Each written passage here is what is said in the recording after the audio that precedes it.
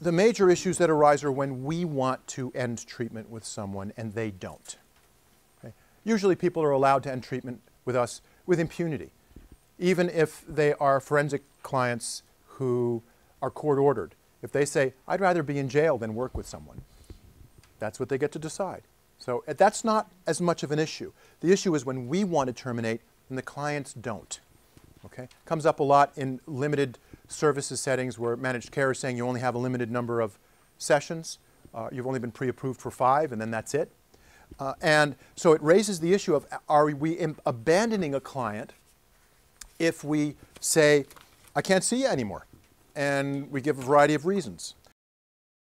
Abandonment is defined in the following ways. It's when a provider ends treatment precipitously. Let's say, Robin Williams had said to his client, that's it, I'm not treating you anymore, right? I mean, aside from the assault. Terminating treatment without attention to the client's condition. If the client is currently suicidal, we can't say, oh gee, I'm sorry, I don't do suicidal clients.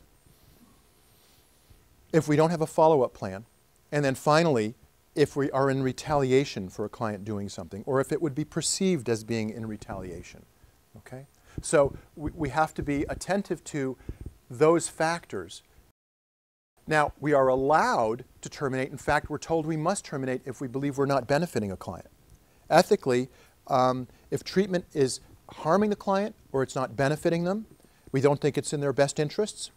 Very importantly, if they are threatening us, if a client is threatened to harm us or they've been stalking us, things like that, we not only are not required to continue with them, we probably should be terminating and making appropriate referrals.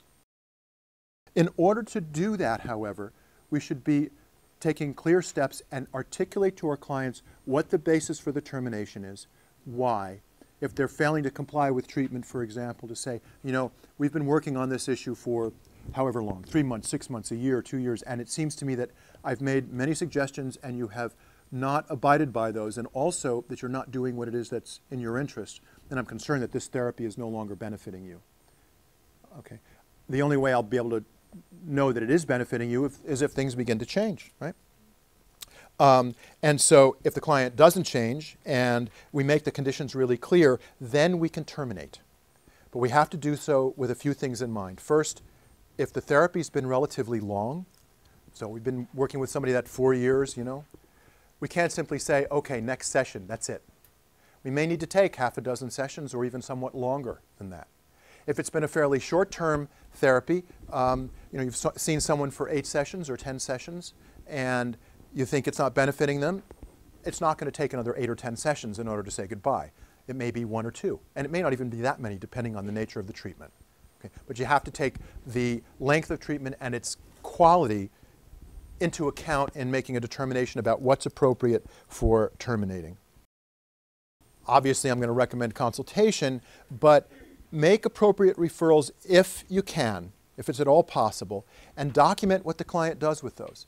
Clients will often refuse to take referrals when we're terminating with them. That doesn't mean we have to continue with them. It means we should document that they're refusing to go with the referral that we're making. If there's a crisis ongoing, we can't abandon them.